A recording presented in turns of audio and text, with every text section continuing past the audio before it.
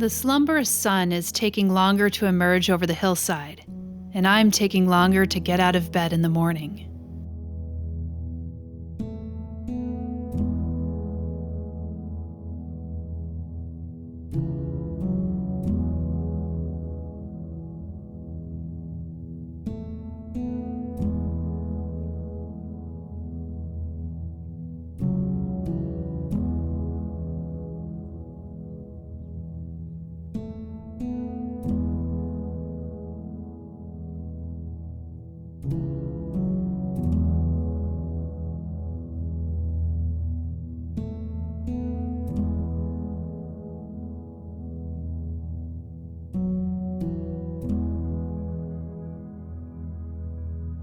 Frost is lightly kissing the leaves of the grass, gardens, and trees, but oh, how quickly it melts away as soon as the rays stretch their long, warm, white fingers over the earth.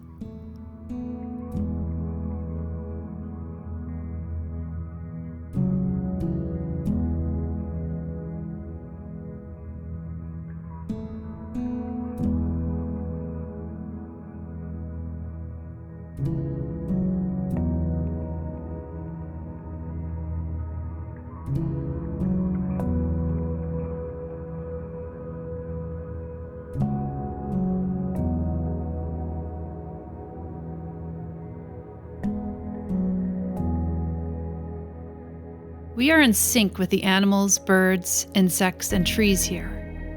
Everyone is preparing for winter.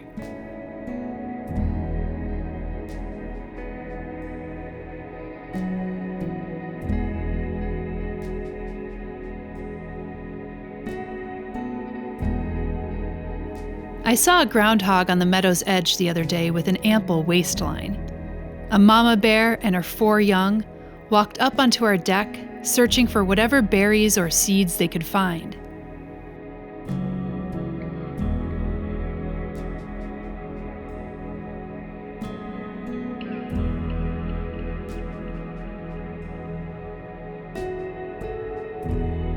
And even the raccoon that pays a visit to our door nightly has a thick winter coat. And the bees and the wasps are working and reworking the few flowers that are still blooming here.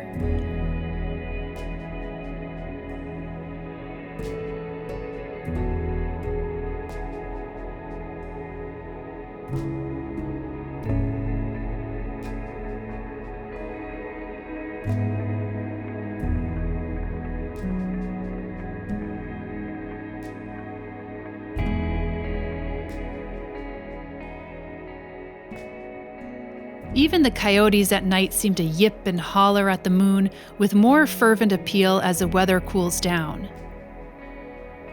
The dahlias I had planted in May had finally expired after the first light frost.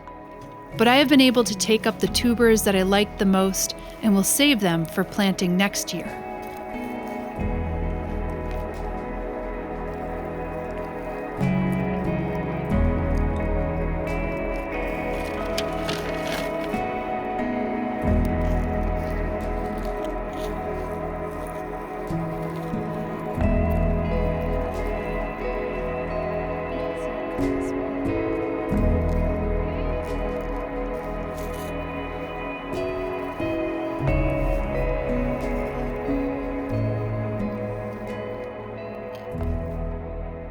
The frost also was none too kind to my remaining tomatoes and squash, signaling that it was time to cut the stalks down and harvest any last remaining fruits, flowers, or vegetables from the garden.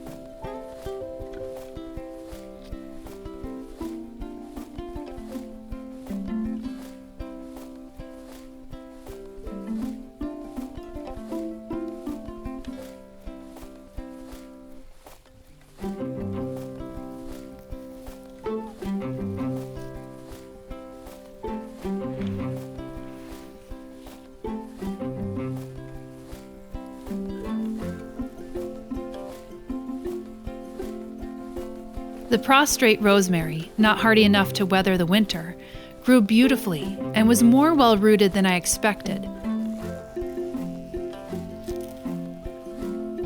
So I dug that up in hopes that I could plant it in the same location next year.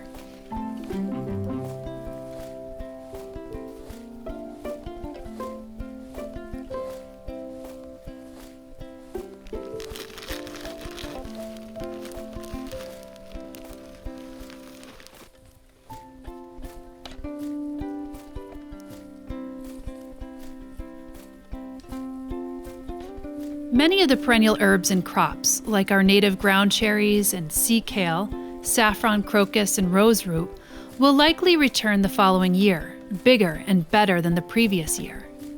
And the borage and love in a mist always have a tendency to reseed on their own.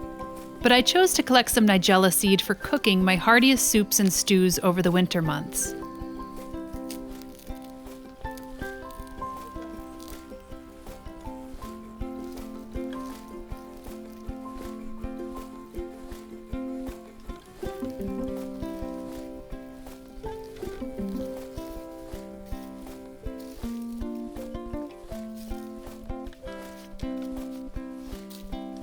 I left some late-blooming calendula flowers for end-of-season pollinators, but also cut some back to dry for herbal remedies.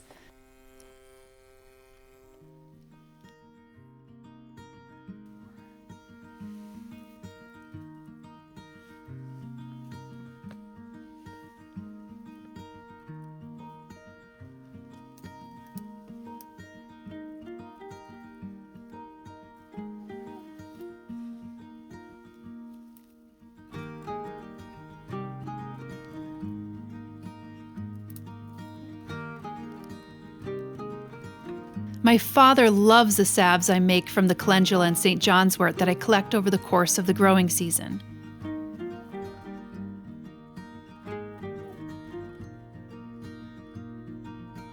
Calendula and tulsi do not reseed in our climate here, so I'll collect the seed for use next year.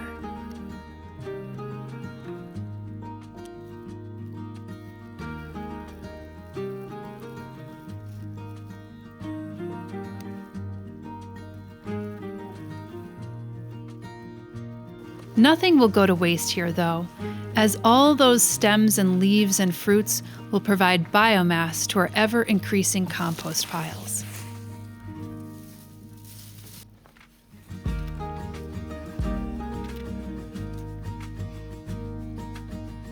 I prefer to leave the seed heads up on our perennials in the meadow and gardens, as all sorts of songbirds, from chickadees to juncos, enjoy feasting on the seeds through the lean months.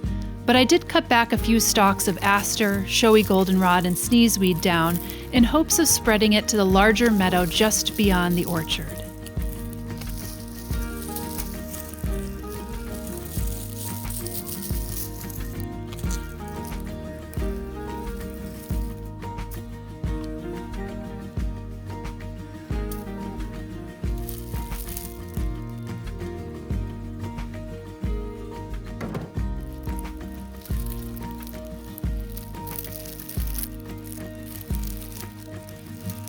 That way I could seed these into the meadow.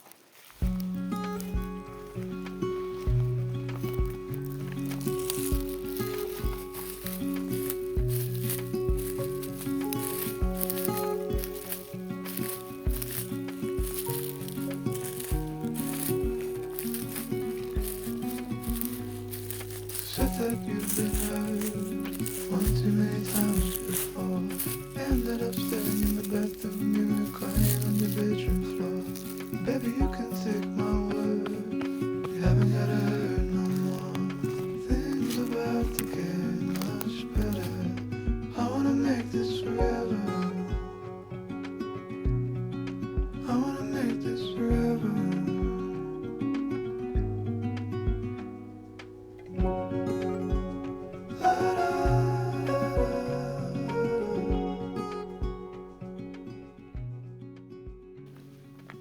Of course, it's not all about collecting and cutting back for the season. It's still a viable time to plant, and I have several bare roots that I'll be tucking into the soil for next year, one of which is the false root anemone. a delicate spring ephemeral that is now believed to be extirpated in New York, which was likely pushed out by the invasive garlic mustard back in the 1860s.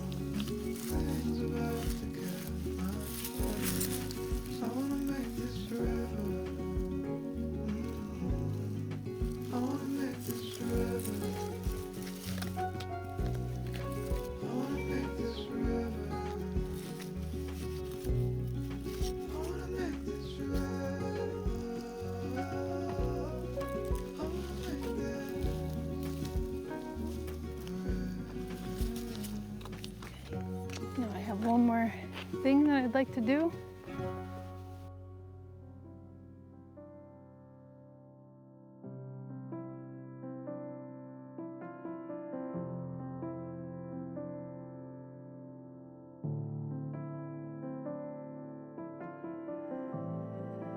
And before it gets too cold, I'll be getting my chest-high waders on and bringing in the floating duck house.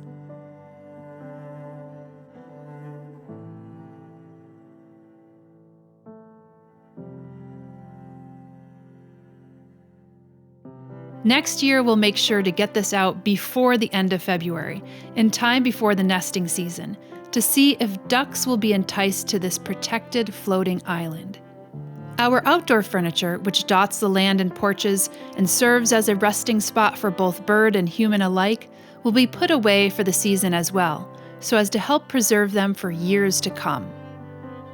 All of my houseplants, citrus trees, and olive tree, which enjoyed the generosity of spring, summer, and early fall months outdoors, will now be thankful for a warm home and a roof over their heads for the next 5 months.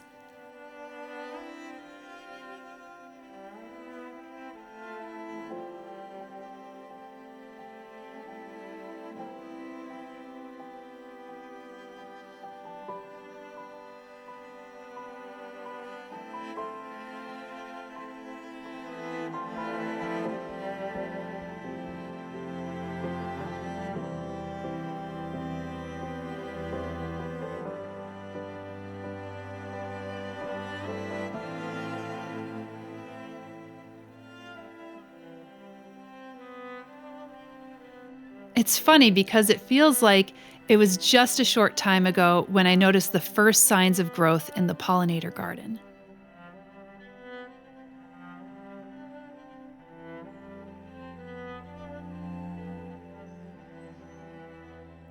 All the plants were so low to the ground, you almost can't believe how much they can grow over the course of the season.